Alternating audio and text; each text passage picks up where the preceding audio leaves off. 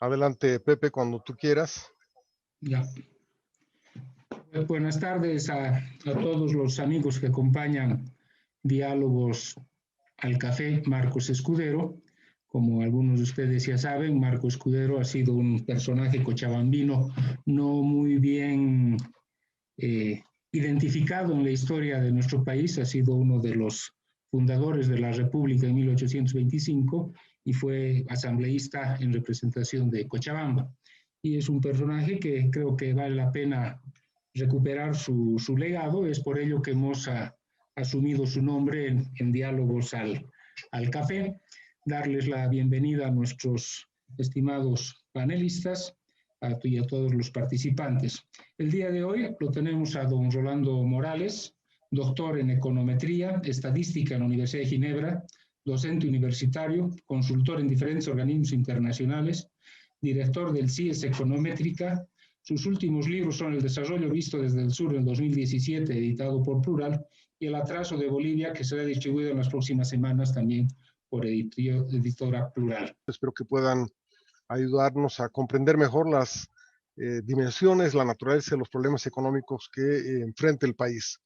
Sabemos que estamos viviendo un periodo recesivo, pero nos gustaría que ustedes nos ilustren sobre cómo ven la magnitud de esa recesión, en qué medida esta recesión puede convertirse en una crisis económica fuerte y, por tanto, también a partir de ahí, qué es lo que deberíamos hacer como ciudadanos, como productores, como trabajadores, pero sobre todo, qué debería hacer el país a través del Estado y sus instituciones para enfrentar este problema. Con todo esto, muchas gracias otra vez por estar aquí. Le cedo la palabra a Rolando Morales Anaya. Gracias, Roberto. No sé si puedo compartir la pantalla. Sí, se puede, puedes hacerlo. Ya.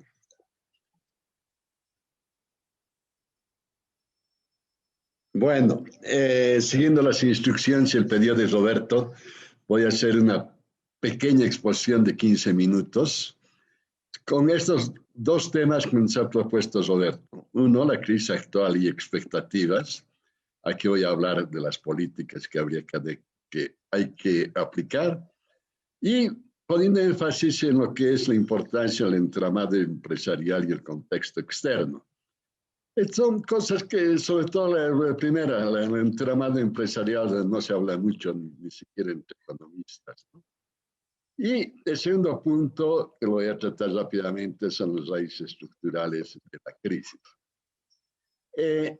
Es casi un punto común en todos los informes de los organismos internacionales decir que los países pobres, débiles como Bolivia, van a ser los que más vamos a sufrir de la pandemia.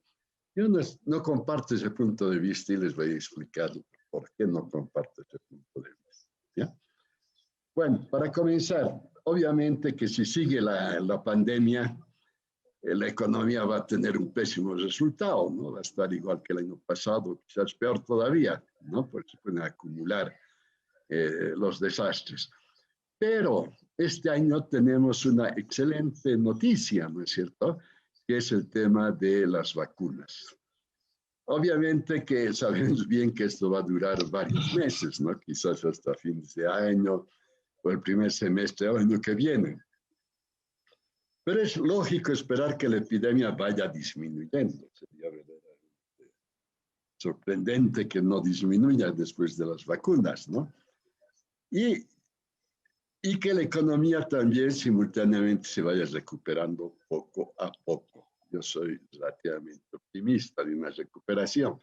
No obviamente así una recuperación, ay, por Dios, qué bueno, pero poco a poco se va a ir recuperando.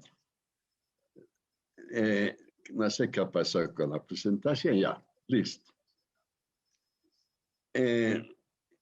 Entonces, voy a señalar algunos 3 puntos nada más sobre la importancia, sobre cómo veo, diríamos, una recuperación de la economía.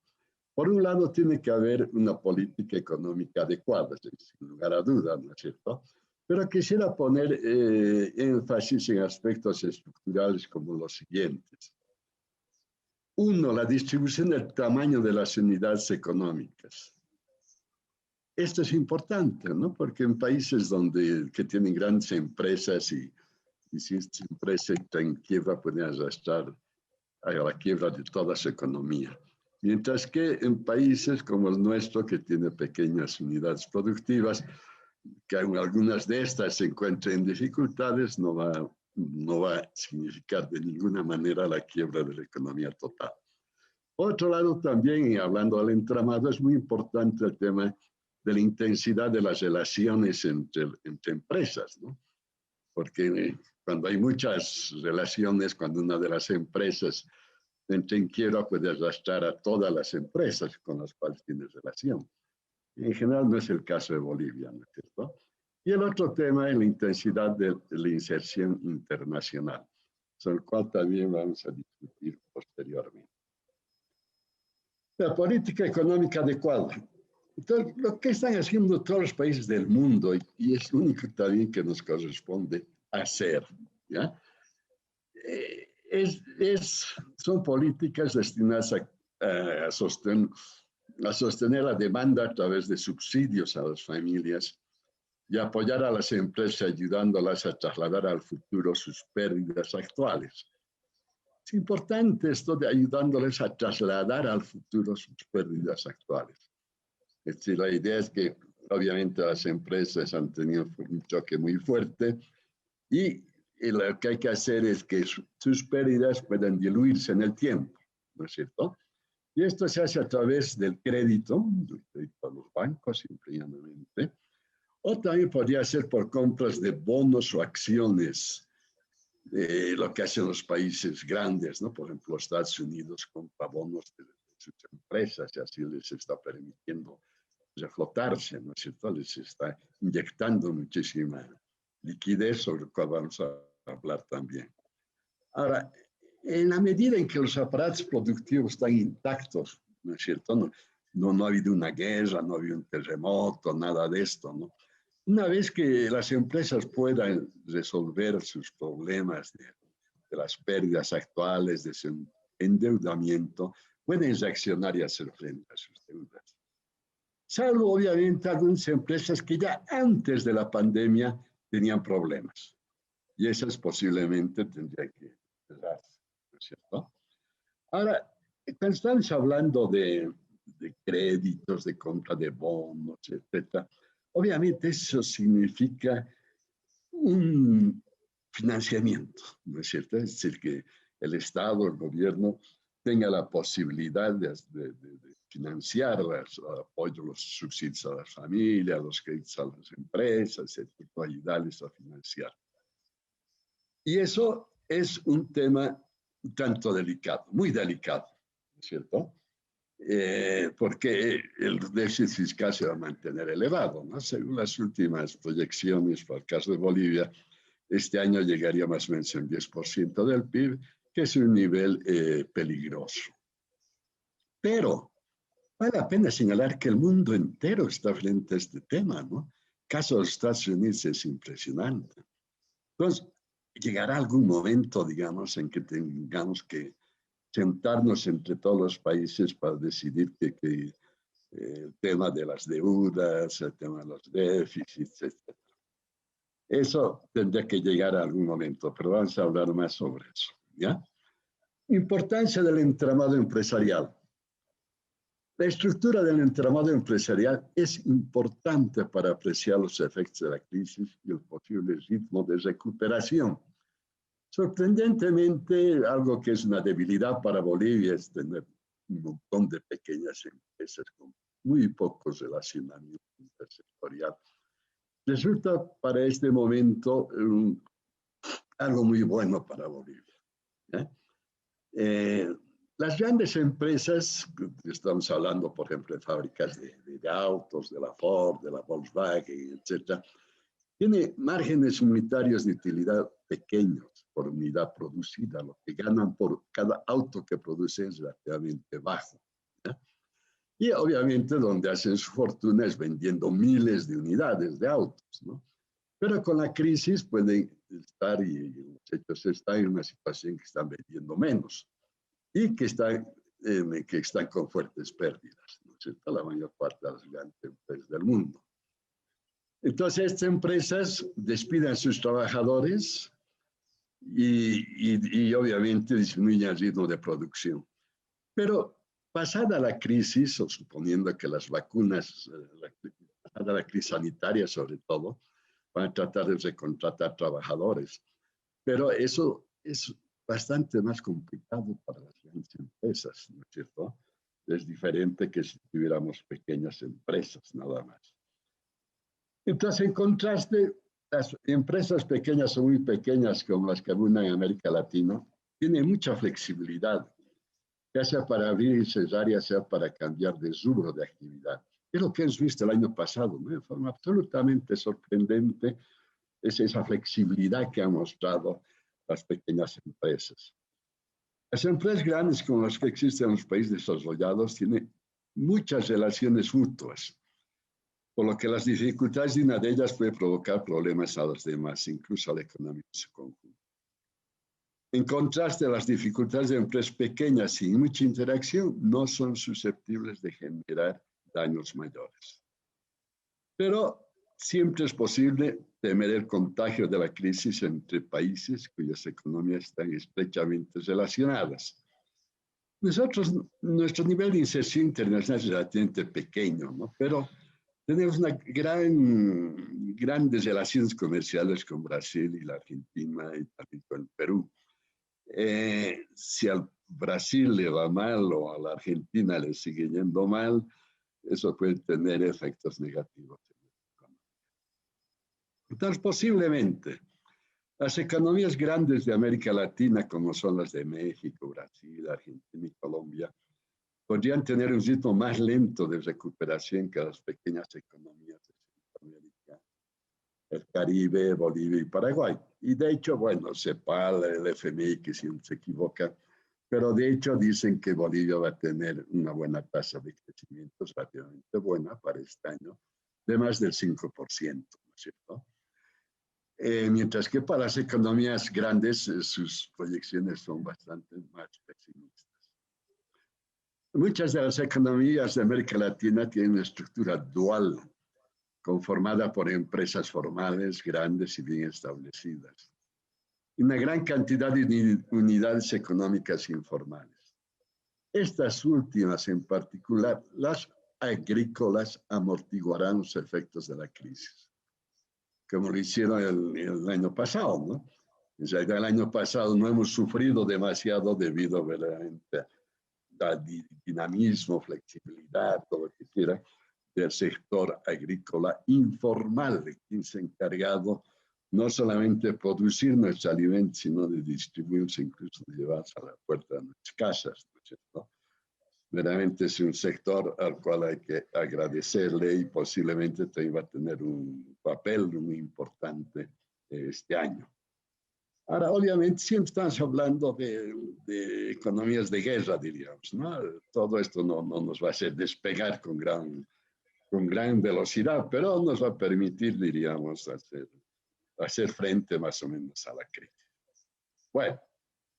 Financiamiento. Estados Unidos y otros países en desarrollo están aplicando políticas monetarias muy generosas, que está contribuyendo a la expansión de la liquidez internacional. El mundo está inundado de dólares, ¿no es cierto? Y va a seguirlo haciendo. ¿Qué consecuencias tiene eso? Una mayor facilidad de los países periféricos para obtener créditos. Posiblemente, en el caso de Bolivia, que vas a tener que financiar una buena parte del déficit fiscal a partir de créditos externos, vamos a tener la posibilidad de obtener estos créditos. Por otro lado, el dólar se está depreciando con relación a las monedas fuertes, ¿no? A las monedas europeas, a la moneda japonesa, china, etc.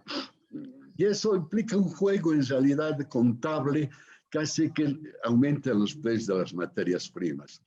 Para nosotros nos vale poco, diríamos, si el dólar se devalúa o no, porque nuestra operación son en dólares. Y es una buena noticia saber que los precios de las materias primas van a ir subiendo. Y obviamente si suben los precios de nuestras exportaciones, también se va a mejorar el tema del balance fiscal, el déficit fiscal.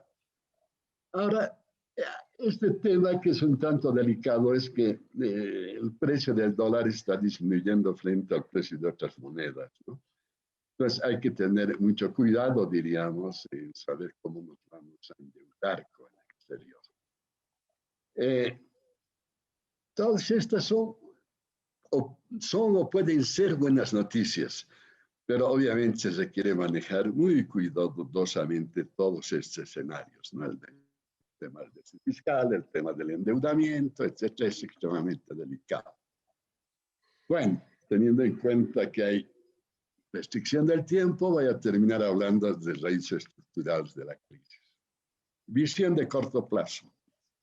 Obviamente ya no hay que repetirlo demasiado, porque todos sabemos hay un derroche de los recursos fiscales durante los famosos 14 años, ¿no?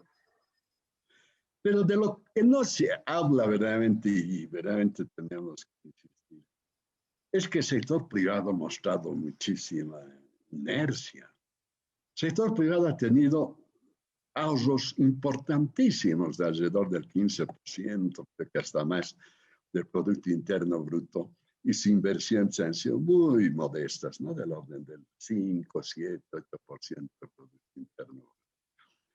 Esto ha significado una acumulación increíble de depósitos en el sistema bancario, ¿no? Antes de que comience el boom del 2006, los depósitos en el sistema bancario llegaban a 3.000, 5.000 millones de dólares. Hoy día son 5 veces superiores, ¿no? Estamos alrededor de los 27.000 millones de dólares. Y lo más sorprendente de esto es que siguen creciendo, y además a un ritmo acelerado. El año pasado los depósitos en los bancos han subido a una tasa del 10%. Se han aumentado 2.500 millones de dólares en plena crisis sanitaria, económica, todo. Y no pregunten de dónde viene tanta plata, pero el hecho es que hay muchísima plata y que se podría utilizar todo eso para la inversión del sector privado. Ahora, ¿qué pasa con el sector privado? No hay ideas, no hay iniciativas, ¿qué es lo que ocurre? Y no digan simplemente que hay muchas restricciones, porque eso no es tan cierto, ¿ya? Sobre todo hablando de otros países, ¿no? Comparando otros países. Visión de largo plazo sobre las raíces estructurales, ¿no? El modelo extractivista es obviamente la causa de todos nuestros males, ¿no? Pero quisiera señalar simplemente 2 puntos que me parecen que son importantes. Uno, que el modelo extractivista es un obstáculo para el desarrollo de otros sectores, por ejemplo, para el desarrollo de la industria, ¿no? Ustedes saben que quizás desde la colonia se intenta diversificar el aparato productivo de Bolivia sin éxito. ¿Por qué razón? Por una razón muy simple, ¿no? Porque sectores como antes era la minería, después el petróleo, etcétera, son más interesantes económicamente que los otros sectores. Entonces tienden a chuparse la posibilidad de desarrollo de los otros sectores, y peor aún, siempre son librecambistas, ¿no es cierto? Es decir, de los mineros antiguamente. Rolando, el tema es importar libremente. Rolando, perdóname, estamos Sí, sobre el tiempo. Quisiera 2 minutos, pedirte... esta es la última. Ok, ¿Ya? por favor. Listo.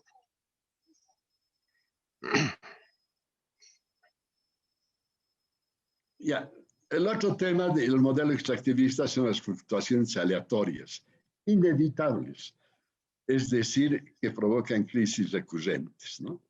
Lo que hemos visto en los últimos 20 años, lo que hemos visto a lo largo de la historia, siempre sube, baja. Ese es un tema gravísimo, las crisis recurrentes asociadas a este modelo.